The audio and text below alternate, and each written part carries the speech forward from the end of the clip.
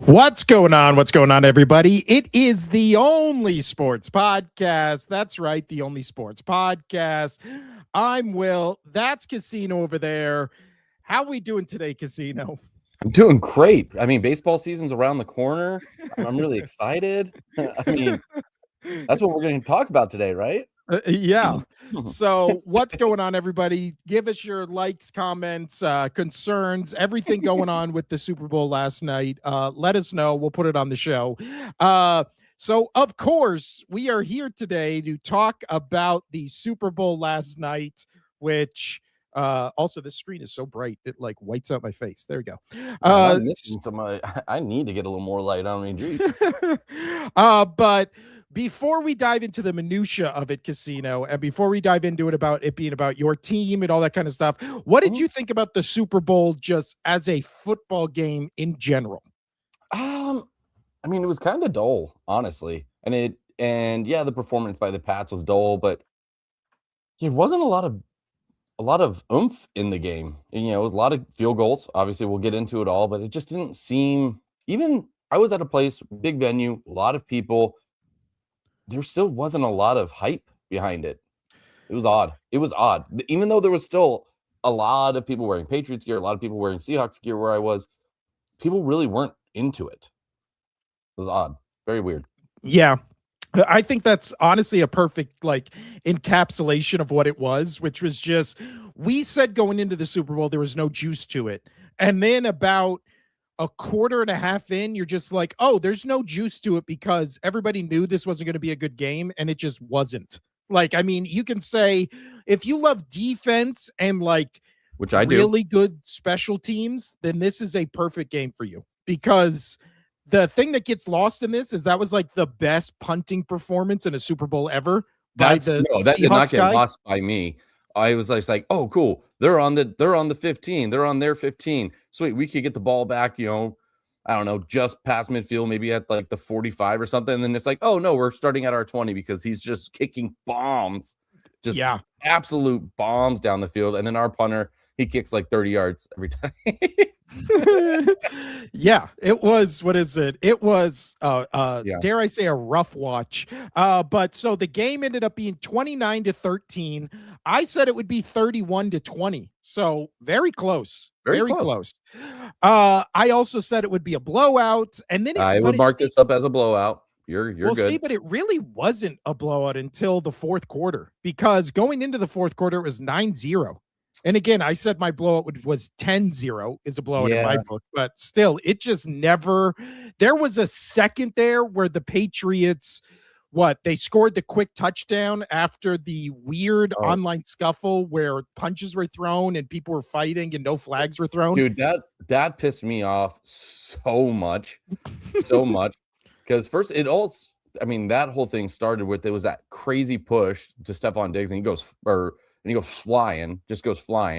It's like, okay, so that should be the initial flag. The one guy should get flagged, and then the punches and all that. But the fact that there was nothing called on that, I was just like, that's. We're gonna talk about Stephon Diggs. He had let's say a whirlwind of a Super Bowl night, but we'll get to that. Let's first dive into the game itself. So as we just said, a field goal in the first quarter, 2 field goals in the second quarter, 1 field goal in the third quarter, and then 17 points by the Seahawks in the fourth, 13 points by the Patriots. Drake May in this game. Let's talk about the Patriots side of it, Casino. So you going into the game, we were saying on this podcast, it's either going to be a close game with the Patriots pulling out on top, or I was saying it's going to be a Seattle Seahawks blowout. Those are the only 2 ways I could have seen it happening. So what ended up happening was kind of both. It was a close game, and then all of a sudden Seahawks just kind of blow the doors open and run away with it. But as a Patriots fan, do you think this validates some of the criticism of your team going into this game? A bit, but it does a bit. It was more. All right, so break it total down. Drake May, he didn't have his best game. Do I think he's still a really good quarterback? I do. I think the moment was too big for him. And you were criticizing him throughout the playoffs. I thought he still played pretty good through the playoffs, considering what the defense he was going up against and the throws that he was making when he needed to throw, the runs that he was doing when he needed to run. And it seemed like he can put together something and put the team on his back kind of when he needed to, outside of the defense, who've been stellar all postseason. But that moment, that game seemed to be too much. There was a lot of plays where he used to, like during the regular season, he would get that ball off and just take the hit. He was tucking it and just taking the sacks way too much. His O-line was horrible, just god awful. And yes, Will Campbell being horrible on that side. So was the other rookie, Jared Wilson. But even the right side, Moses, like nobody could stop that powerhouse of a defensive front. And they were rushing for a lot of it, and still getting to Drake May. So some of it isn't on Drake May. I'm gonna try to defend him a little bit on that, but not too much, because he still had a really bad game compared to what he was doing, what I've seen him do throughout the regular season and during the postseason. Even though he was taking 5 sacks per game going into this game, he still seemed like he can figure it out at the line. I'm mad at Josh McDaniels. How in the hell does Josh McDaniels not get the ball out of his hands quicker? Like, you're setting up these plays, they're going downfield, and nobody's turning around for 4 to 5 seconds, and Drake May can't. What is he going to do? Just throw a blind ball and hit a receiver in the back of the head? It's not going to work.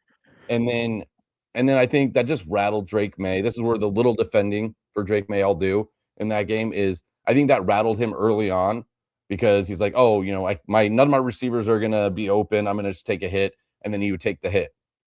And then in the game, you kind of saw where they started doing a little quicker slant routes, this and that, and the receiver would be turned and be ready, but then he would be tucking the ball. And I think that just got to him mentally early on in the game that, oh, my receiver's just not going to be ready. My receiver's just not going to be ready.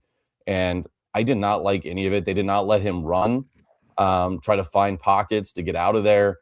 And yeah, it was just bad. I did not like the game call by Josh McDaniels at all. And I don't really care for Josh McDaniels. I told you, Brady always seemed to be the guy on the line changing plays up, and you'd see him yell with Josh McDaniels on the sideline.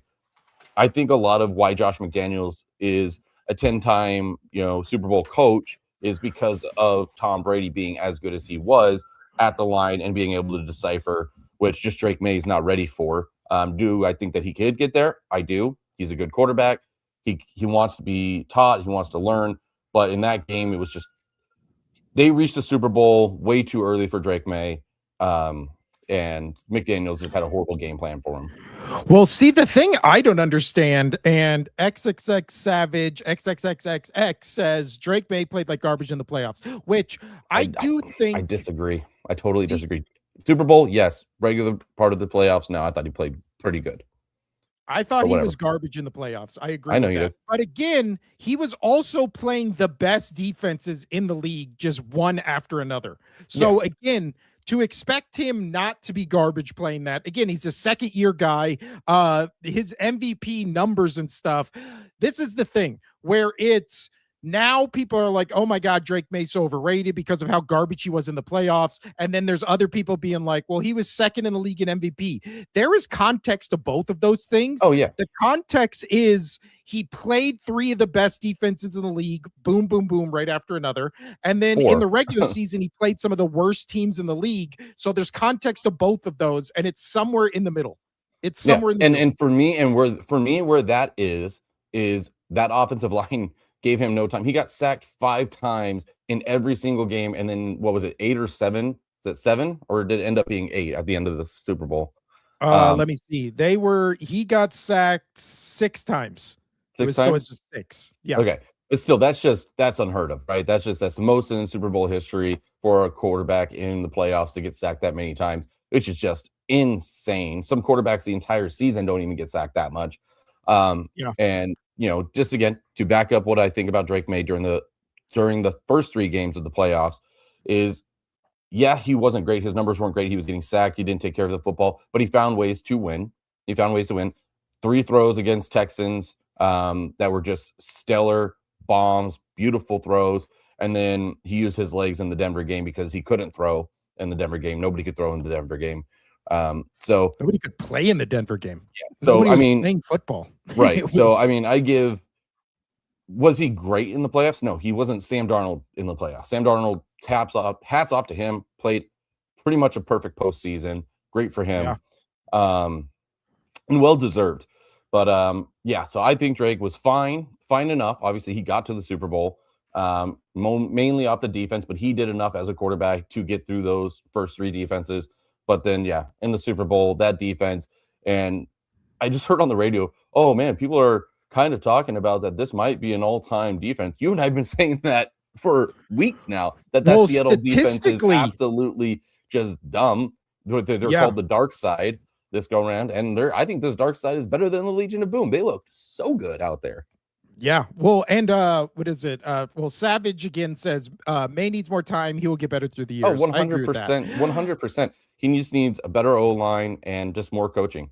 But see, the thing with, again, what we keep seeing in Super Bowls just over and over and over again is really why I don't get how teams are constructed. We had that question, I think it was last week's show, where people were saying, do you invest in, what is it, quarterbacks on rookie records and all, or rookie contracts and all that kind of stuff? That has been the way to win for the past 20 years.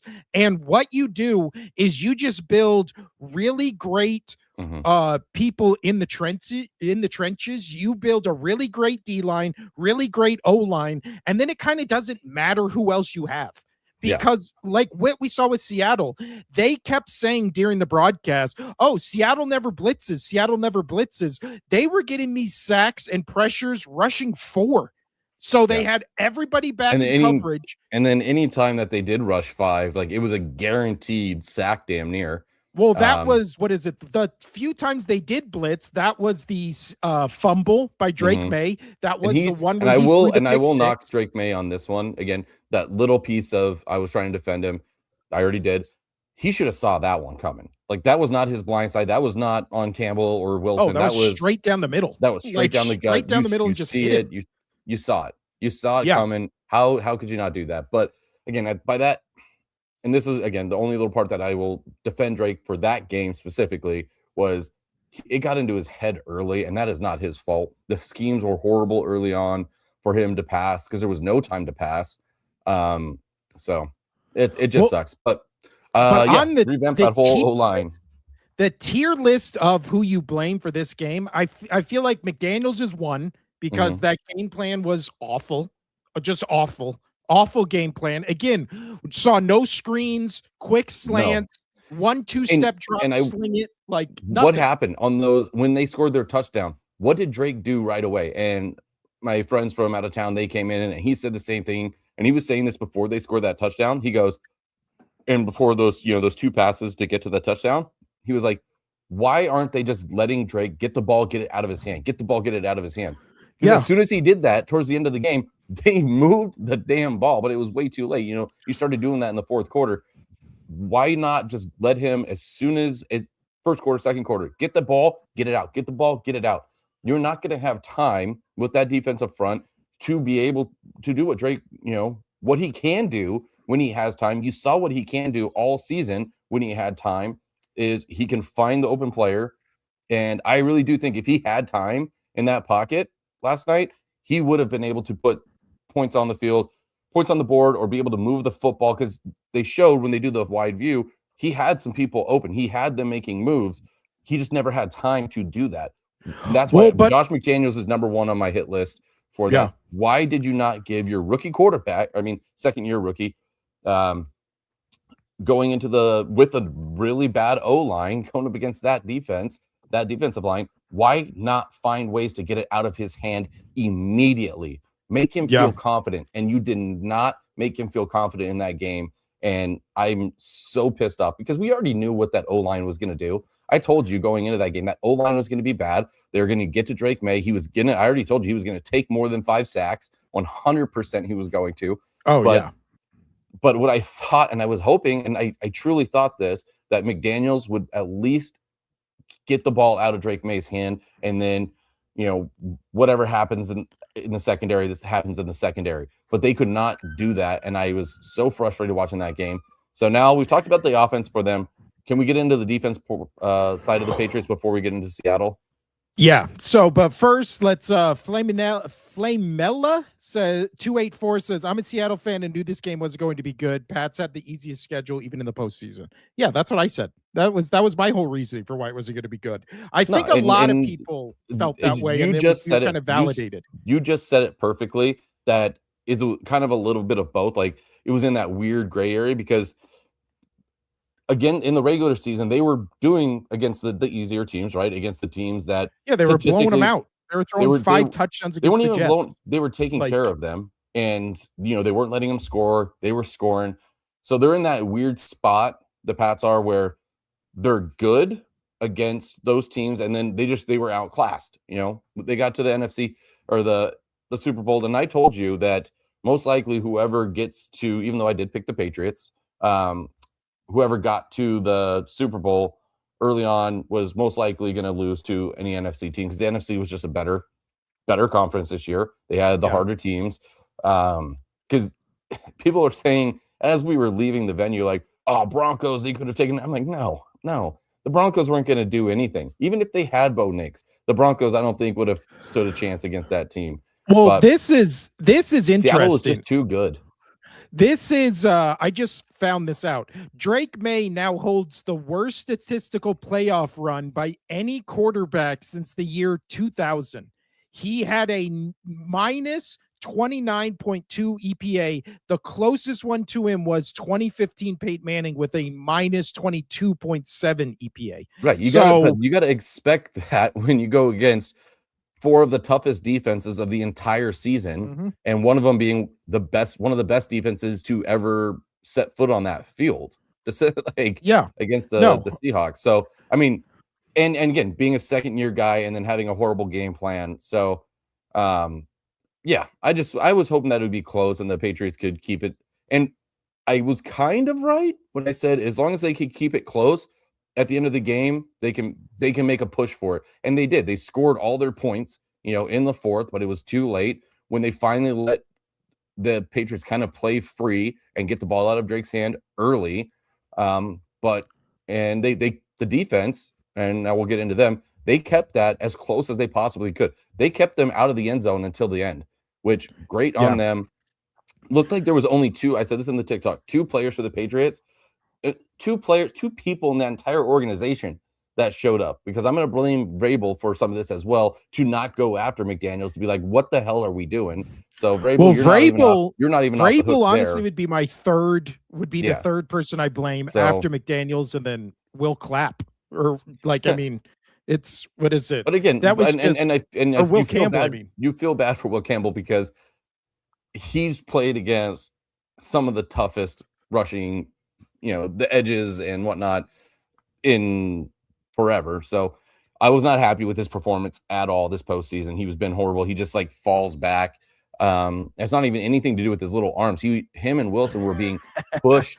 They were being pushed back. They were not stepping forward and jamming the guy. They were falling back into the quarterback. They weren't really letting them get around him too much. They were just pushing him. All they had to do was just push him straight back. Yeah. Just 100% push him straight back.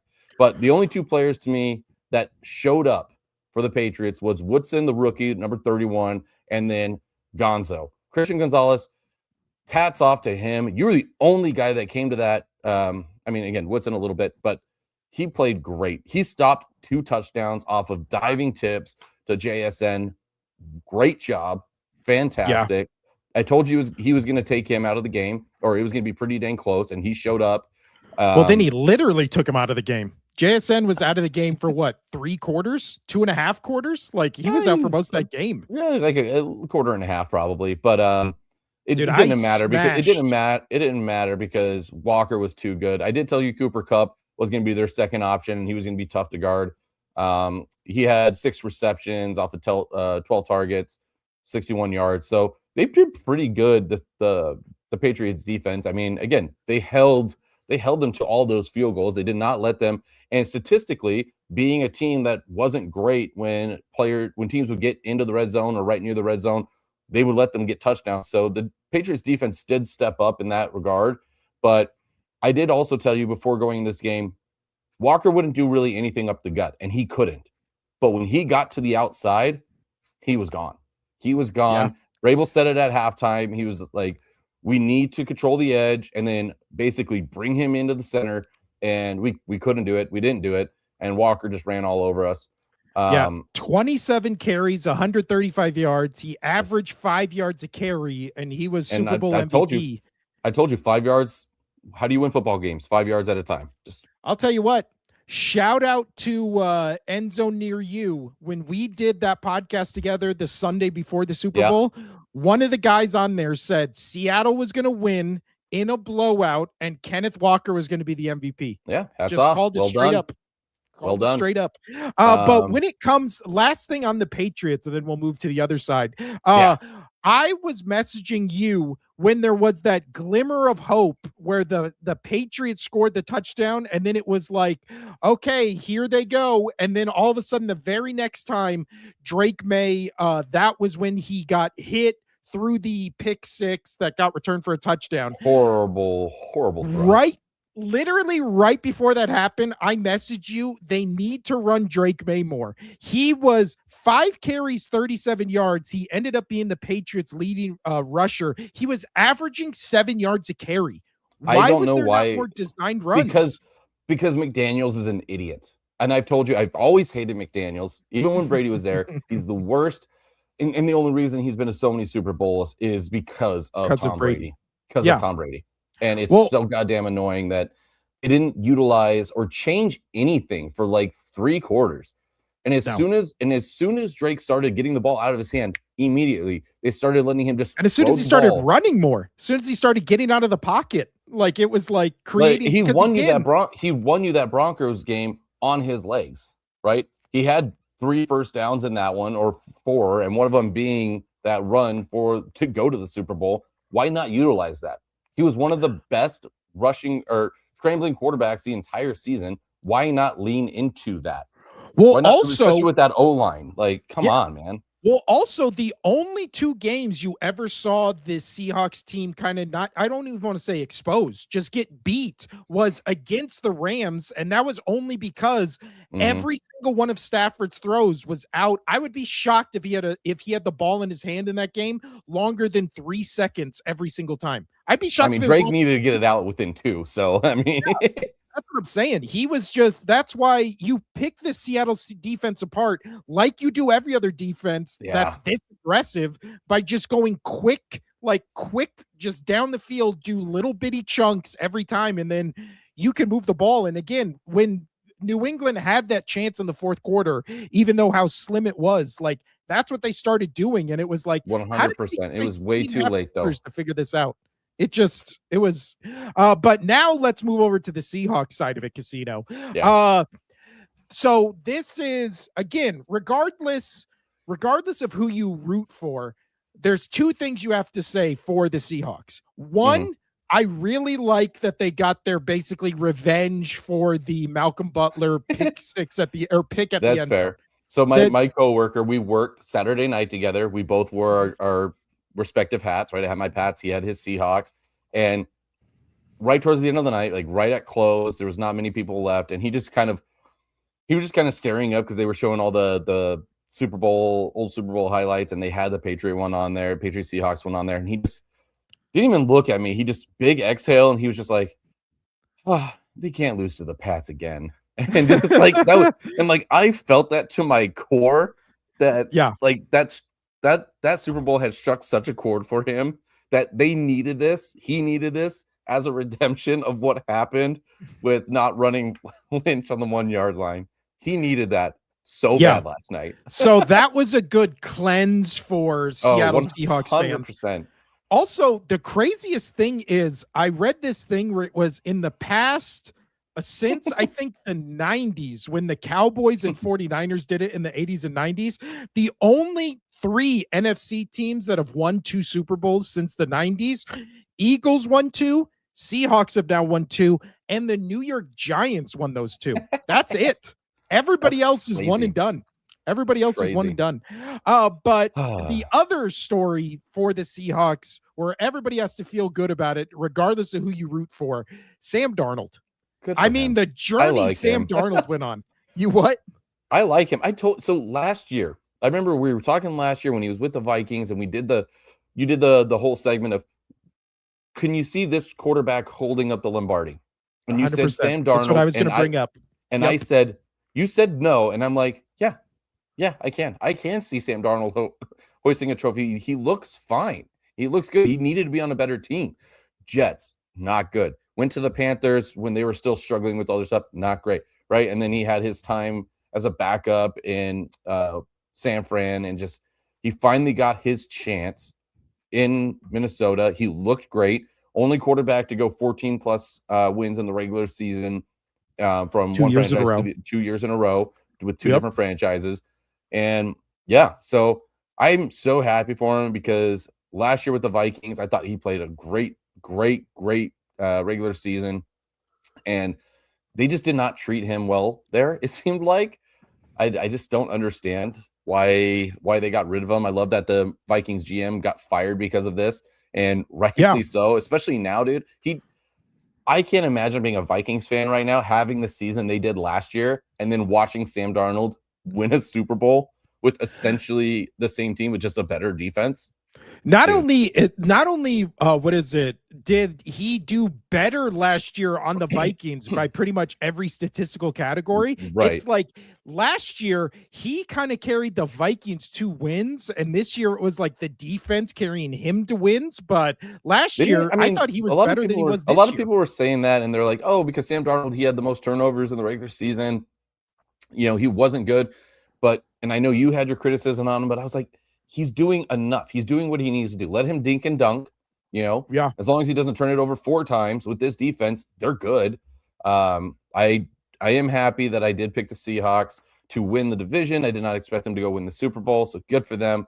I'm so happy for Darnold. Any player that can leave the Jets and then go win the Super Bowl, I'm so happy for you. Well, also this journey to get to this point. So he was drafted number 3 overall by the Jets in 2018. He stayed there till the 2020 season, left to go to the Panthers, where he was at the Panthers in 2021, 2022, went to the 49ers in 2023.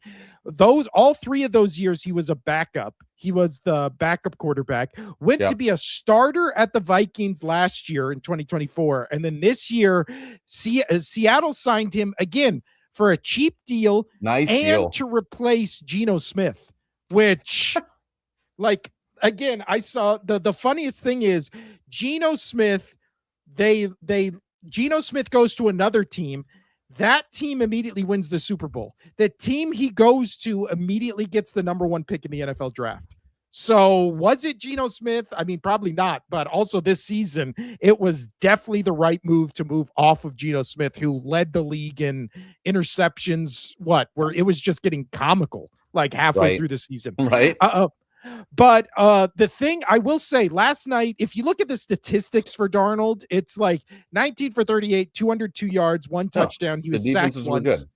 It wasn't a crazy performance. The thing I will say that really impressed me with Sam Darnold last night was his pocket awareness and his pocket presence. Dude, he was, again, this is the difference. Could not get to him. Yeah, this is the difference between this Sam Darnold and Jet Sam Darnold is he was never flustered. He was stepping up in the pocket. He was running around guys. Right. He was staying in there looking for the open guy. And that's why I'm not too worried about Drake May moving forward. Because during the regular season, he did stay in the pocket and he did take hits. I don't know what the hell was going on with him this game, but whatever. He's got time to develop. He's got time to develop and learn that, right? Learn that pocket awareness. And there was a couple times when Milton Williams got through that line and then just basically ran by Darnold. I don't know if Darnold just quick stepped him or whatever, but it was great. Sam Darnold, he knew what he was doing in that pocket. He was ready to win a Super Bowl. He was ready to, this postseason, just top tier. I know that playing the Niners, that was easy because that team was just so depleted and it was kind of a walkthrough for them to prep them against the Rams. But he played a perfect game against the Rams. He was so good in that game. Best game of his life, better than the Super Bowl game. But he protected the football in this game. I thought that there was going to be more turnovers. We were both wrong on that. I thought it was going to be way higher. Drake May almost hit the over just in himself. but I think turnovers, I think it was 4.5. Yeah, and there was 3 turnovers. It was 3. the fumble and 2 interceptions. So, also, weird how when it's not the Chiefs in a Super Bowl, all of a sudden there's no weird penalties. That's just a weird thing I noticed, where all of a sudden there wasn't a weird, but there was some huge there controversy. were some ones that were missed. I don't know how nobody got a flag on that whole scuffle, right? That was just weird. Odd. That was odd to me. Not even one play. Like, even if they were just offsetting penalties and it was like, oh, you got a flag and you got a flag for being dumb, that could have been the play call. That could have been the foul. It's just, you're dumb. Yeah, but this is also one of those, that's the perfect example of, this is one of those things where it's like, yeah, everybody just wants to see them play. Like, just let the teams play. Because there really was only one that really bothered me, and it was when the Seahawks guy jumped off sides, and the commentators were like, where's the flag? Apparently there's no flag on that play. And like, that one bothered me because that would have given the Pats their first down. They had a punt again. So that killed any momentum they had on that drive.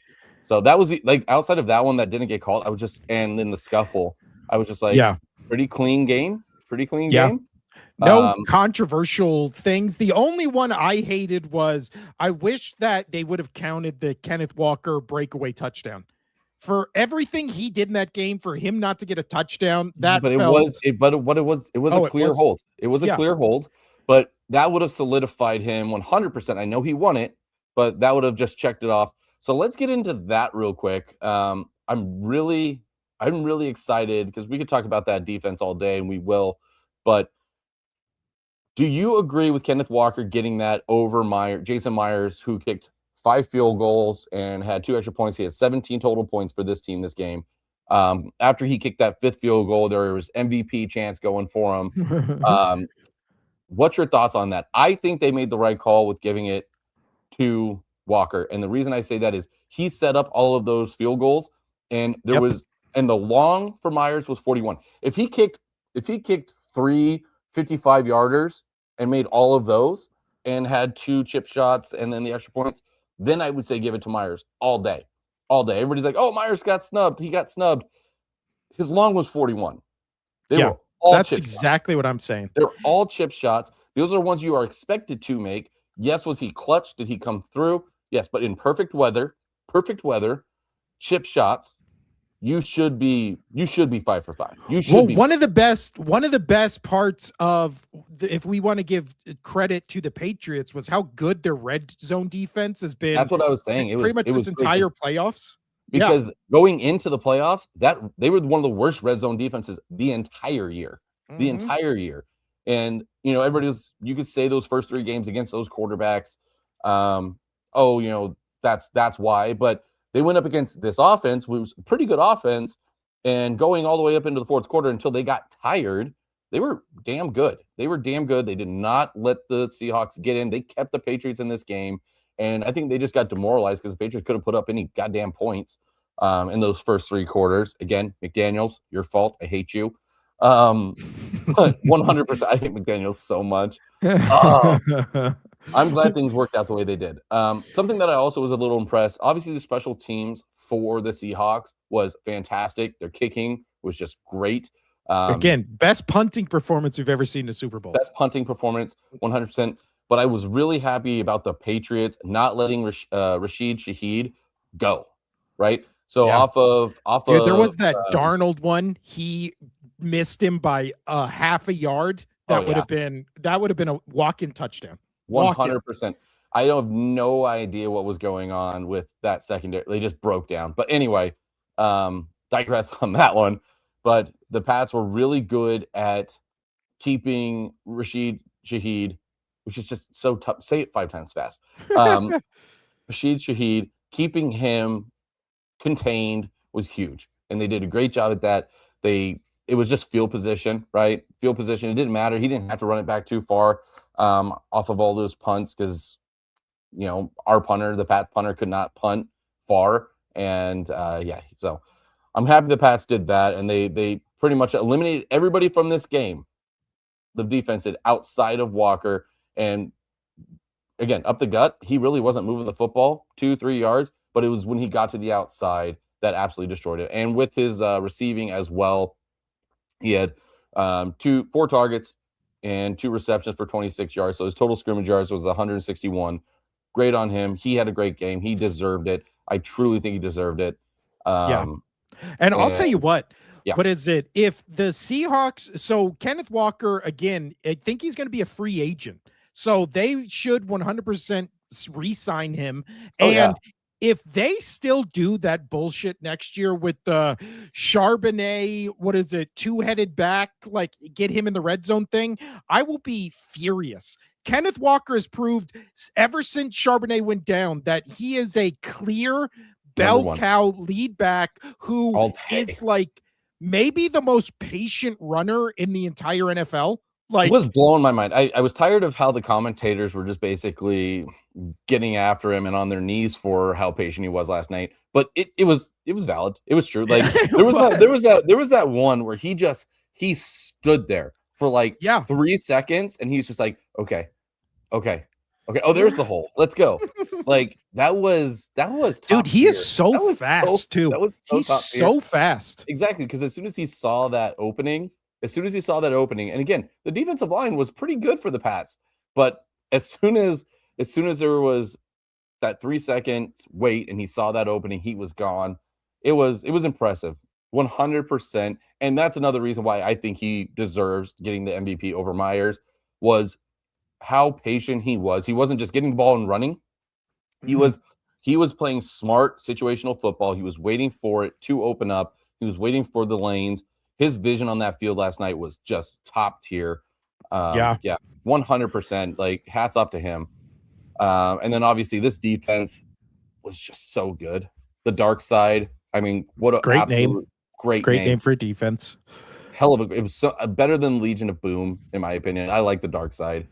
I do too. It just fits. Good on him. So I know if my brother doesn't listen to this show, I don't know why. How dare he? I know. I agree. How dare he?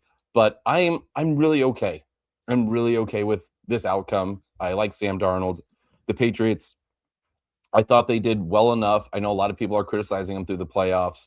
Even our own comments are saying that, but they did have an easier schedule in the regular season, but they made teams punish for that. And then when they got into the postseason, they did enough against those good defenses to win. If those games were not played in the snow and in the rain, things could have been totally different, and they could have been knocked out earlier on. But they didn't. They did what they needed to do to get to the playoff or to get to the Super Bowl.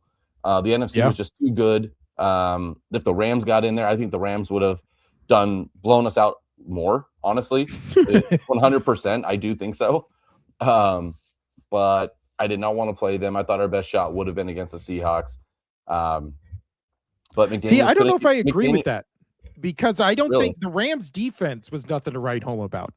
So I think you guys could have actually moved the ball. I don't think they would have been able to generate no, you're right. You're right. But I say my thing was going into this, I thought at least McDaniels, if he tried to, try to make those long plays downfield because Drake May can throw the ball. He's one of the best downfield throwers in the league right now. Deep ball throwers in the league, but he didn't have the time to do it. So it's just wild to me that it took 3 quarters for McDaniels to go, okay, let's get the ball out of his hand right away. Yeah. Like, just doesn't. And by that time he was already rattled. May was rattled. He didn't want to throw the ball. He was seeing ghosts. Right. So, yeah. So now what is it? I have a hard out at 2 because I have to take my son to a date. So a date with his girlfriend. So let's cover the rest. I think we've talked about this game enough. Again, we talked about this game more than I feel like there was to talk about in this game because it was just we're just watching every snap of it. But so you and I don't agree. I want to just touch on this real quick before you get out here. You and I don't agree that I think that these two teams will meet each other again in the Super Bowl in the next 5 years. I do. Let's wait. This is going to be a bigger discussion. Let's save it for Wednesday. Okay. Save it for Wednesday because the things I do want to talk about on this show are what did you think of the halftime show? And also, you were in a crowded area where a bunch of people were watching the Super Bowl. What was the vibe during the halftime show? Half and half. honestly, half the people gave a shit. Half the people did not give two chew shits. Like, Yeah. I liked it.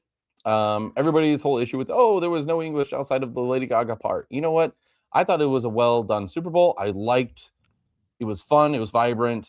It was bright. I liked that. You know, It um, moved. I it really liked how moved. it was shot and The like how it was shot, going that's what from I scene to was gonna scene. say is I really liked that. You and I, we one of a scene that you and I really love, we fell in love with the first time we saw it was in the movie Baby Driver. That opening scene where Mhm. they go, or what was it, Birdman? Yeah, They like all also did those it like oneer shots where they're one shots. following you while you're doing It was stuff. great, and Yeah. they did the same thing here. I thought it was really well done. It was bright, it was vibrant. I liked the show because of that. Um, Yeah, I thought it was a good halftime show. I mean, yeah, I didn't understand what he was saying, but I thought it was great. Um, yeah, what's your take on it? Honestly, I thought it was great. I thought the show itself was good. Much like you, I don't listen to Bad Baby because neither of us speak Spanish. Bad And Bunny. or Bad Bunny. And it's what did I say? You said Bad Baby. Oh, there you go. Yeah, I that's don't just what listen you to call her me in the either. bedroom. Yeah. But what is it? I don't listen to Bad Bunny because again, I don't speak Spanish, but his songs are catchy. And I Catchy felt as like hell. last night, the music was like the least of it. Like all the stuff he was doing, it's also this is a very hot take for me that I know people have an issue with. I hate concerts and I hate live music. Why do I want to listen to a worse version of the song I like? In Mhm. a crowded room with other people who are also listening to a worse version of the song I like. And even though I don't like Bad Bunny, you heard everybody being like, oh, the sound mixing in that halftime show, you could barely hear him singing and barely hear the song. And it's like, yeah, because live performances, like that's what it is. Like we remember the Mhm. iconic live performances of like Freddie Mercury at Live Aid and all that kind of stuff because there's so few songs that are better live than they are like when they're all done up and pre-recorded and all that kind of stuff. That's why we single out things from 30 years ago, That's right? fair. So every halftime show, also, you and I are in the demographic. The people we listen to are never going to be during the halftime show. No, It's going to no, be people, it's going to be for people 20 years younger than us. It's going to be 100%. for, yeah. And again, Bad Bunny is like the second most popular person on all like music charts and all that kind of stuff. So, them getting him to do it, honestly, this is somebody asked me at work if I knew who Bad Bunny was. I didn't know who Bad Bunny was until obviously I watch wrestling until he started wrestling in the WWE. And then I was like, wait, who is this guy? And that's when I found out he was a musician. Yeah, so So when Shakira did the halftime show, he came out and did that, and that was funny to me because everybody was making, the whole thing about Bad Bunny doing the halftime show, but I'm like, he's already. it is a crime there was no Shakira last night. I It's a thought there was crime. going to. I even said that. I said that to my buddy. I was like, "You think Dude, she get makes sense?" her on And he, there over Lady Gaga. Who wants to see yeah, Lady Gaga? I do like Lady Gaga. I like her voice. I think she's Ugh, talented. I think she's talented. She's one of the few people that I think that can actually sing, and that's what I care about. Is I want to actually hear good people sing live because most everything nowadays is just chopped up and nobody's good live anymore. Everybody just sounds like yeah. crap. Apparently, I don't go to a lot of live shows either, and that's my take on a lot of why I don't. Is I don't like listening to people exactly do bad versions of The sounding song you horrible like. the song that I like. Yeah. Um, there's a few people that I do want to see that I have heard are great live, and I've heard like their live stuff. Like for me, I like certain country. I like Kenny Chesney a lot, more of that island country, and I've heard he is spectacular live. Like he sounds better live than he does on his actual like recordings. So like he's somebody I would like to see. That's why I like Lady Gaga, is I know that she's got a good voice. Um, Yeah. It I like. is I don't listen to Lizzo myself, but I know I appreciate her because she's got an amazing voice. Like hearing her sing live on shows or whatever, she's fantastic. I like people who can actually sing live. yeah. But again, the halftime show, it was fun. It was vibrant. I was moving. I thought it was Yeah, I great. liked it. Also, the Well last thing shot. is the two things. When it comes to politics, I don't care what your politics are, but if you legitimately want to say you would rather watch a halftime show of Kid Rock over Bad Bunny based on your politics, Uh-uh. you're a stupid person. And you know what? I Anybody did who like likes Kid Rock, you're dumb. I'm just saying that right now. Kid Rock sucks. He's always sucked. I don't care what your politics are. Kid yeah. Rock is garbage. I made the joke. My buddy randomly, the Seahawks guy, randomly brought up the movie Osmosis Jones when we were working one night, and I was like, "Yeah," and I was like, "That was the last Kid Rock performance that I actually liked." And he's like, "What?" And I was like, "Oh yeah, remember there was the Kid Rock that did the little cameo in the I Zit." do remember that. And they have You the remember? little guy was the little Yeah. germ. I Yeah, do remember that. so dumb. It was Oh so good. God. And I was like, Osmosis Jones that was was like weird. the only Kid Rock performance that I liked was in the Zit in the Osmosis Jones movie. And he like his brain blew up right there when I said that. But I yeah, completely forgot about that. 100%. And you know what? I do appreciate what Bad Bunny did. Again, I don't care about your politics, this and this. You know, you and I are the same way. We keep it to ourselves, and people can do whatever they want. Well, I did also, I like don't even care what it is. I don't care yeah. what your politics are, but it's the I thing did that like annoys me. like that he brought love into it all, right? And he was Well, just like, also, yeah, all everybody. these people that were hating on him wanted a pro-America halftime show. His whole second half was a pro-America halftime show. 100% it was. Like it was, And he was people talking are about all the stuff he loved about America. yeah. And I mean, he's from Puerto Rico. Like that is a US anyway, whatever. Yeah. But it was great, and it was good. I liked it a lot. It was fun. It was super well shot. The thing that creeped me out, and you pointed it out and sent it into our group text, was all those bushes and everything. Those were actual people. That was crazy to me. That was crazy because I had no idea during the show. I thought didn't that know was either. That was really Also, cool. That was I really will cool. say that looked like a terrible show to see in the stadium because you see yeah. shots of it in the stadium. All you see is those trees, but on TV, that looked cool.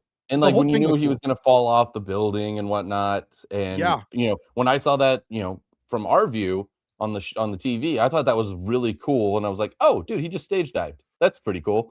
Yeah. Like I Or thought it was even when well he done. fell through the top of the building. That Like was neat. that was cool. That was neat. The family inside. I thought it was a damn good show. I did too. All right, we got 5 minutes, Casino. So let me ask you your question. As always, the Super Bowl logo for next year gets revealed during the Super Bowl. So as we're looking at it, next year it's going to be in SoFi Stadium. For people just listening who have not seen the logo, it is obviously the logo color conspiracy theory we have to talk about every year. Yeah. It is a kind of tealish, green, blue, and orange. So the theories are for the NFC, really the only team that matches this color would be Bears, because it would be that burnt orange kind of color. Yeah. Other than that, I mean, who even in the NFC would these colors go with? Nobody. I mean, I know that you sent it to Eagles, Commanders. I don't really see any of that. To me, it's the Bears. If you want to stretch it, I'm saying you could say that green is for Eagles, Commanders is that burnt orange, but even then, like I don't green, see maybe even Seattle again. Like stretching it. Seattle right? Packers, like kind of those green bluish teams. Yeah, that's stretching it, but Bears. That looks like the Bears. Looks like the Bears. And then for the AFC, these are the teams that it matches with these colors. The funniest one is the Dolphins. It's pretty much Dolphins colors. That's just the Dolphin logo. Yeah. Yeah. Which is funny because this isn't taking place in Miami. So I know. My first thought was like, whoa, wait, I thought it was at SoFi. Like, what's going on? What's going on? Yeah. But I also thought it was in Miami. And then it was like, oh no, they just used I was like, yeah, Miami colors. The other ones for the AFC would be obviously Bengals, Browns. I could even see that green. Maybe it's Jaguars. Jaguars, maybe. I mean, Liam Cohen, he was number 2 in coaching. You know what I'm saying? Coach of the year poll. So and then last one for the orange would be Broncos. And that could totally happen. That could totally happen.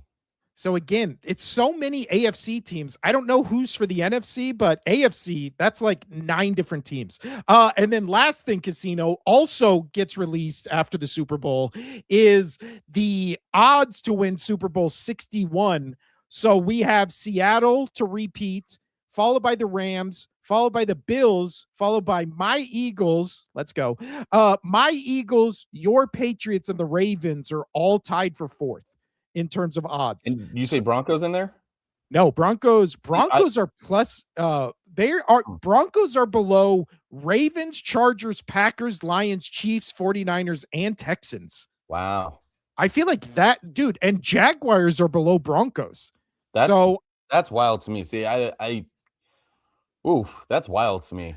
I feel like that's the best value right now. If you want to go Jaguars or Broncos, get plus 2,000, plus 1,900. Like that seems like the best value.